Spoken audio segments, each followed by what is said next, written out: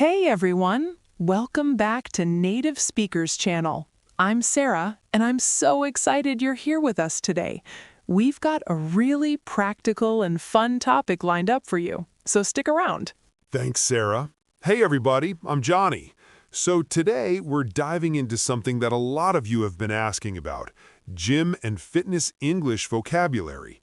Whether you're planning to join a gym in an English-speaking country or just want to chat with friends about your workout routine, this conversation is going to be super helpful. Absolutely.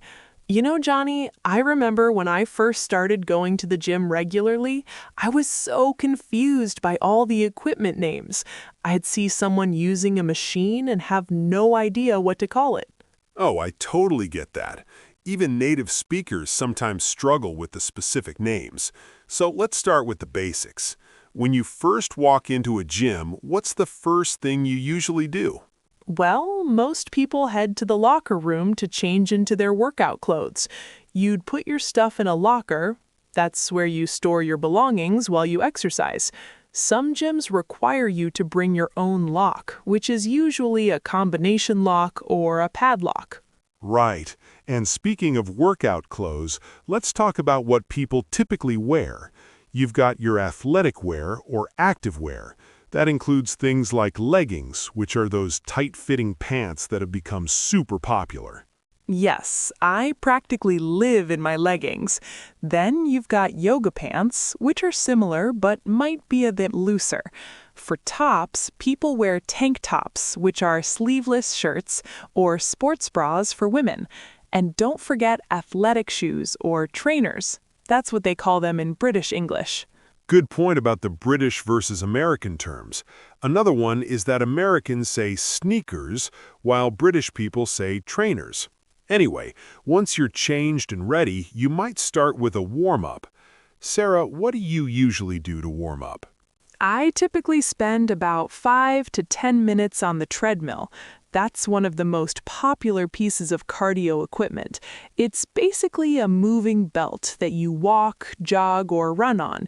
You can adjust the speed and incline to make it harder or easier. The treadmill is great. Other cardio machines include the elliptical trainer, which is lower impact on your joints because your feet never leave the pedals. It gives you both an upper body and lower body workout. Then there's the stationary bike, or exercise bike, where you pedal while sitting in place. Don't forget the rowing machine. That one gives you a full body workout. You're pulling a handle toward you while pushing with your legs, simulating the motion of rowing a boat. It's fantastic for building endurance and strength at the same time. Oh yeah, rowing machines are killer. They really get your heart rate up. Speaking of heart rate, a lot of people wear fitness trackers or heart rate monitors these days to track their workout intensity. Have you got one of those, Sarah? I do. I wear a smartwatch that tracks my steps, heart rate, calories burned, and even my sleep patterns. It's really motivating to see your progress over time. But let's talk about the different areas of fitness. There's cardiovascular exercise, which we've been discussing. That's anything that gets your heart pumping and improves your endurance. Exactly. Cardio is essential for heart health and burning calories. But then you've got strength training or resistance training, which is all about building muscle. This is where you'd use free weights like dumbbells and barbells. Right. Dumbbells are those handheld weights that come in pairs. You can do so many exercises with them. Bicep curls, shoulder presses, tricep extensions. They usually range from really light, like 5 pounds, up to very heavy, like 100 pounds or more. And barbells are those long bars where you add weight plates to each end. You'd use a barbell for exercises like the bench press, where you're lying on a bench and pushing the weight up from your chest, or the squat, where you put the barbell across your shoulders and bend your knees. The squat is such a fundamental exercise. It works your quads, that's your quadriceps, the big muscles on the front of your thighs, as well as your glutes, which are your gluteal muscles or your butt muscles, and your hamstrings on the back of your thighs. And when you're doing squats or any heavy lifting, form is absolutely crucial. That means maintaining the proper posture and technique to avoid injury. A lot of people work with a personal trainer when they're starting to make sure they're doing exercises correctly. That's so important. A personal trainer can design a customized workout program for you, show you proper form, and help you stay motivated. They can also spot you when you're lifting heavy weights. To spot someone means to stand nearby and help them if they can't complete a repetition, or rep. Good explanation. Speaking of reps, let's clarify some of that terminology. A rep, short for repetition, is one complete movement of an exercise. So if you do 10 bicep curls, that's 10 reps. A set is a group of consecutive reps, so you might do 3 sets of 10 reps, meaning you do 10 bicep curls, rest, do another 10, rest, and do a final 10. And the amount of rest between sets really matters. Some people rest for 30 seconds, others might rest for 2 or 3 minutes, depending on their goals. If you're trying to build endurance, you'd have shorter rest periods. If you're focusing on building maximum strength, you'd rest longer. Absolutely.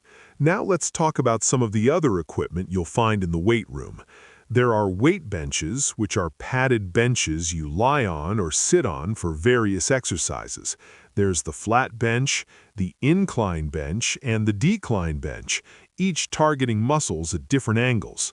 Then you've got all the cable machines. These are machines with adjustable cables and various attachments. You can do cable rows, cable flies, tricep pushdowns, so many different exercises.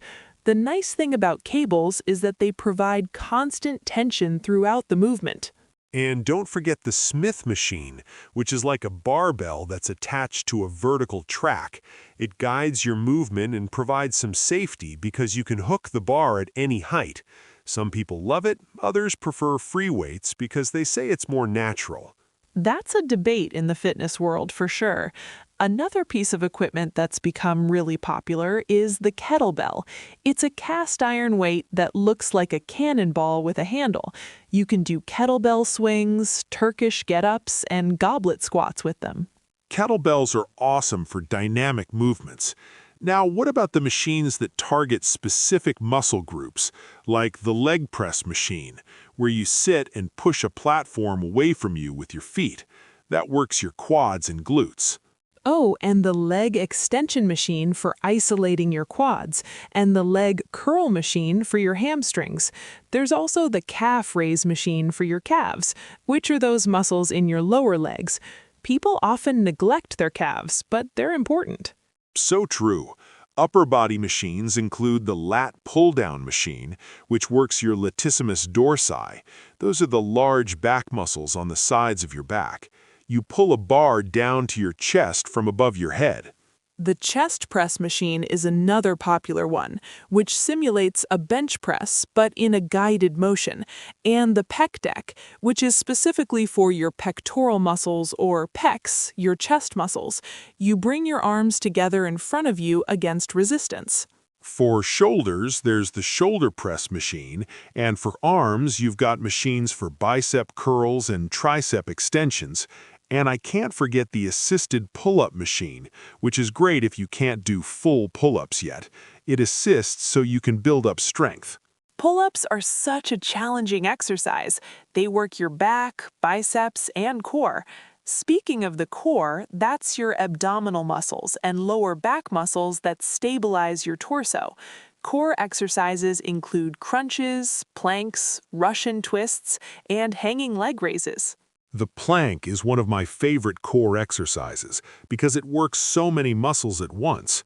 You hold your body in a straight line supported by your forearms and toes, engaging your entire core. You can do front planks, side planks, and even plank variations. I love planks too, even though they're tough. Now let's talk about some of the classes that gyms offer. There's yoga, which focuses on flexibility, balance, and mindfulness through various poses or asanas. Yoga's fantastic. Then there's Pilates, which is similar but focuses more on core strength and controlled movements. Spinning or indoor cycling classes are super popular too. That's where you ride a stationary bike in a group setting with an instructor and music. Those spinning classes can be intense. The instructor will have you do things like sprints, climbs where you increase the resistance, and jumps where you alternate between sitting and standing. You're usually dripping with sweat by the end. No kidding. Another popular class is Zumba, which is a dance-based cardio workout set to Latin and international music. It's so fun that you almost forget you're exercising. Then there are boot camp-style classes, which are high-intensity workouts that combine cardio and strength training. I've done boot camp classes. They're no joke. You might do burpees, which are when you drop to the ground, do a push-up, jump back up, and jump in the air. Or mountain climbers, where you're in a plank position and alternating, bringing your knees to your chest. Those are brutal. Other bodyweight exercises include push-ups, where you lower and raise your body using your arms, and sit-ups for your abs. Lunges are great for your legs. You step forward and lower your back knee toward the ground, then alternate legs. And squats, which we mentioned earlier, but there are so many variations. Jump squats add a plyometric element, which means explosive movements that build power.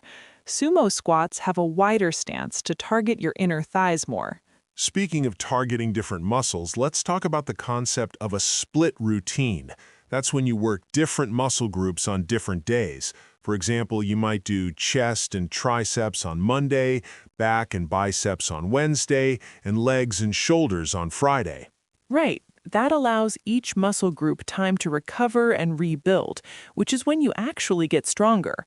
Recovery is just as important as the workout itself.